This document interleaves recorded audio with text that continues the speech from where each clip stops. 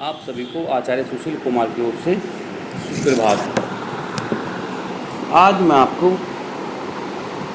आज से आपका काव्य प्रारंभ हो रहा है, इसलिए आप काव्य की कॉपी अलग बनाएं।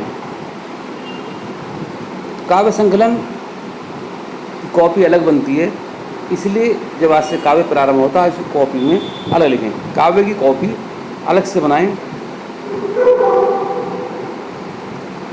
तो मैं जो पहला पाठ है अयोध्या सिंह उपाध्याय जी द्वारा रचित, उसे पढ़ा रहा हूँ। सबसे पहले मैं अयोध्या सिंह उपाध्याय हरिओ जी का जीवन परिचय पढ़ाऊँगा, जीवन परिचय और साहित्य परिचय। एक बात का विशेष ध्यान रखें, क्लास 12th में जीवन परिचय और साहित्य परिचय दोनों ही पूछे जाते हैं। बोर्ड परीक्षा में या होम परीक्षा में कोई भी वो साहित्य परिचय पूछ सकता है और जीवन परिचय भी, इसलिए आप लोगों को दोनों ही याद करने अनिवार्य हैं और लिखने भी।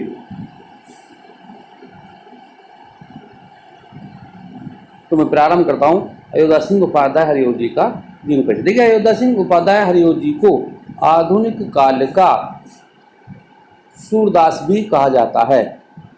ये आधुनिक युग के सूरदास के नाम से भी प्रसिद्ध हैं।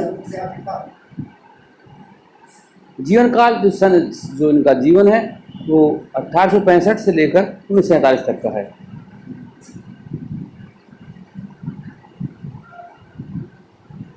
लगभग 82 वर्ष के आसपास इनका जीवन काल रहा। जीवन परिचय। हरिओ जी का जन्म आजमगढ़ जिले के निजामाबाद गांव में सन 1865 ईस्वी को हुआ था। देखिए, सम्मत है जो ना, ये सम्मत 1922 लिख रहा है। कई बार बच्चे इस पर कन्फ्यूज रहते हैं। ये जो सम्मत है, अगर हम 65 में 1865 में 57 जोड़ दें तो सम्मत बन जाता है। ध्यान दें, यदि हम 1865 में 57 प्लस कर दें तो वो 1922 बन जाएगा। और यदि सम्मत में से 57 माइनस कर दें तो सन बन जाता है। इस बात का विशेष ध्यान रखें, जिसे मैं दोबारा फिर बता रहा हूँ। यदि हम सन में 57 जोड़ दें तो सम्मत बन जाता है, और यदि सम्मत में से 57 माइनस कर दें तो सन बन जाता है। इनके पिता का नाम पंडित भोला सिंह और माता का नाम रुक्मणी देवी था। इनके पूर्वज शुक्ल यजुर्वेदी सनाढ़ ब्राह्मण थे, जो कालांतर में सिख हो गए थे। यानी पहले ही सिख हो गए थे तो ब्राह्मण, लेकिन सिख बन गए। मिडिल परीक्षा उत्तीर्ण करने के पश्चात, मिडिल कहते हैं 8th क्लास को, मिडिल परीक्षा उत्तीर्ण करने के पश्चात इन्होंने काशी के क्वींस कॉलेज में प्रवेश लिया, किंतु अस्वस्थता के कारण, अस्वस्थता माने तबीयत ठीक न रहने के कारण, इन्हें बीच में ही पढ़ाई छोड़ देनी पड़ी। अपना विद्यालय अध्ययन छोड़ना पड़ा। उसके पश्चात इन्होंने घर पर ही फारसी, अंग्रेजी और संस्कृत भाषाओं का अध्ययन किया। कुछ वर्ष के लिए इन्होंने निजामाबाद के तहसीली स्कूल में अध्यापन का कार्य शुरू किया। जहाँ इनका जन्म हुआ था निजामाबाद में, वहीं एक तहसीली स्कूल था, उसमें इन्होंने पढ़ाया। बाद में 20 वर्षों तक कानूनगो के पद पर कार्य किया। यानी अध्यापन कार्य बंद करके ये तहसील में लग गए और 20 वर्ष तक कानूनगो के पद पर कार्य किया। कानूनगो के पद के अवकाश के पश्चात हरिओ जी काशी हिंदू विश्वविद्यालय में अवैतनिक रूप में कार्य किया। ध्यान दें, ये बहुत महत्वपूर्ण है। यानी हरिओ जी ने कानूनगो के पद से अवकाश प्राप्त करके काशी हिंदू विश्वविद्यालय में बिना पैसे यानी बिना सैलरी के, विदाउट सैलरी रूप से इन्होंने कार्य किया। हरिओ जी के जीवन का ध्येय अध्यापन ही रहा। इनका जीवन सरल, विचार उदार और लक्ष्यमान था। सन 1947 ईस्वी में हरिओ जी का निधन हो गया। आप फिर देखें, यदि हम 1947 में 57 जोड़ देंगे तो 2004 आएगा, और 2004 क्या होगी, सम्मत हो गई। इसके बाद इनका साहित्य परिचय।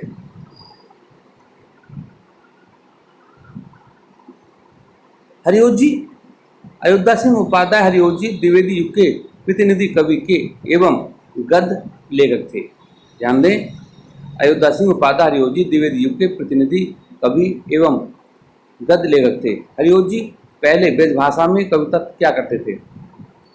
इनकी आरंभिक कविताएं समस्या प्रधान तथा छोटी छोटी होती थी।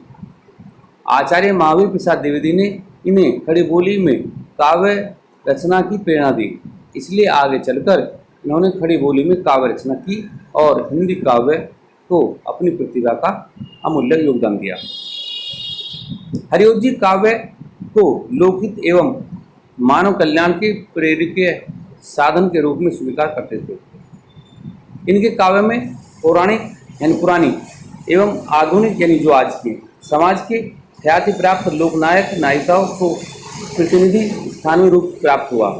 भावुकता के साथ ही मौलिकता को प्रश्रय देने वाले हरिओं जी की एक अन्य विशेषता काव्यात्मक विषयों की विविधता भी थी। इसी के कारण इनके काव्य में भक्तिकाल, रीतिकाल और आधुनिक काल के उज्ज्वल पहलुओं का समावेश था। हिंदी साहित्य सम्मेलन ने इन्हें काव्यकृति प्रिय प्रवास पर मंगला प्रसाद पारितोष प्रदान किया। प्रिय प्रवास जो इनका एक महाकाव्य है खड़ी बोली गद्य का, या ये कह सकते हैं खड़ी बोली गद्य का पहला महाकाव्य प्रिय प्रवास है। तत्पश्चात इन्हें कवि सम्राट एवं साहित्य वाचस्पति उपाधियों से सम्मानित किया गया। हरिओं जी हिंदी साहित्य के एक महान विभूति के रूप में सदैव याद किए जाएंगे।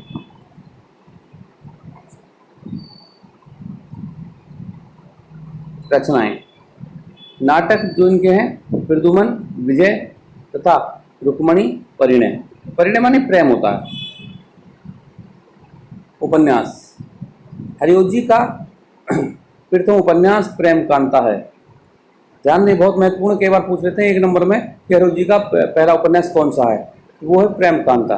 ठेठ हिंदी का ठाठ, अधकिला फूल प्रारंभिक प्रयास की दृष्टि से उल्लेखनीय है। काव्य ग्रंथ, हरिओं जी की 15 से अधिक काव्य रचनाएं में 3 रचनाएं विशेष रूप से उल्लेखनीय हैं। यानी इन्होंने लगभग 15 से अधिक रचनाएं लिखी हैं, लेकिन उनमें 3 रचनाएं महत्वपूर्ण हैं, प्रिय प्रवास, पारिजात और वैदेही वनवास। प्रिय प्रवास खड़ी बोली में लिखा गया पहला महाकाव्य है जो 17 सर्गों में विभाजित है। इसमें राधा कृष्ण को सामान्य नायक नायिका के स्तर से उठाकर विश्व सेवी एवं विश्व प्रेमी के रूप में चित्रित किया गया है। प्रबंध काव्यों के अतिरिक्त इनके मुक्त कविताओं के अनेक संग्रह, चौके चौप दे, चुपते चौप दे, प्रद्युमन पद्य, प्रसून, ग्राम गीत, कल्पलता और उल्लेखनीय हैं। रसकलश ब्रजभाषा के छंदों का संकलन है। काव्यगत विशेषताएं, भाव पक्ष। काव्यगत विशेषताएं दो भागों में बटी होती हैं, भाव पक्ष में और कला पक्ष में। हरिओं जी कविता के वर्तमान की शब्दावली में अतीत की अभिव्यक्ति हुई है। हरिओं जी की कविता में वर्तमान की शब्दावली में अतीत की अभिव्यक्ति हुई है।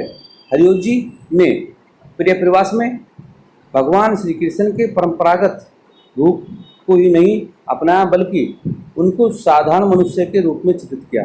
देश प्रेम और कर्तव्यपरायणता के सामने व्यक्तिगत प्रेम को महत्व दिखाकर कवि ने राधा कृष्ण को परिहिताय और लोक कल्याणकारी कार्यों में दिखाया है।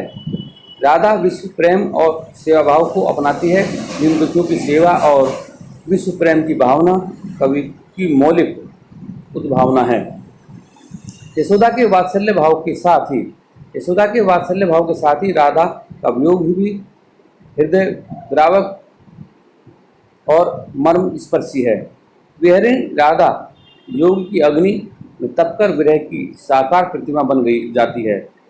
राधा जनसेवा एवं परोपकार के लिए सर्वस्व बलिदान करके अपने प्रिय के कार्य की चिर सहचरी बन जाती है।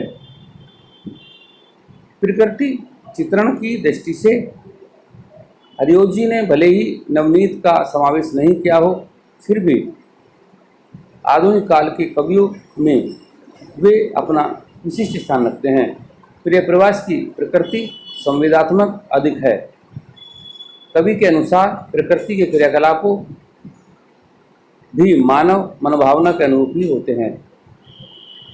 एह देखो टूटता वह तारा, एह देखो टूटता है वह तारा, पतन किसी दिल जले के गात हो रहा है, पतन किसी दिल जले के गात का हो रहा है।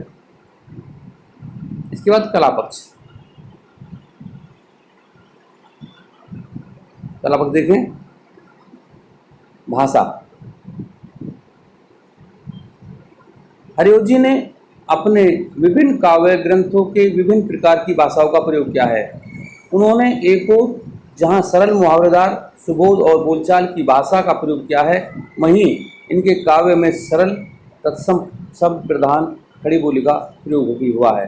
प्रिय प्रवास और पारिजात जैसे महाकाव्यों में संस्कृत की समासान क्लिष्ट पदावली का प्रयोग भी इन्होंने किया है।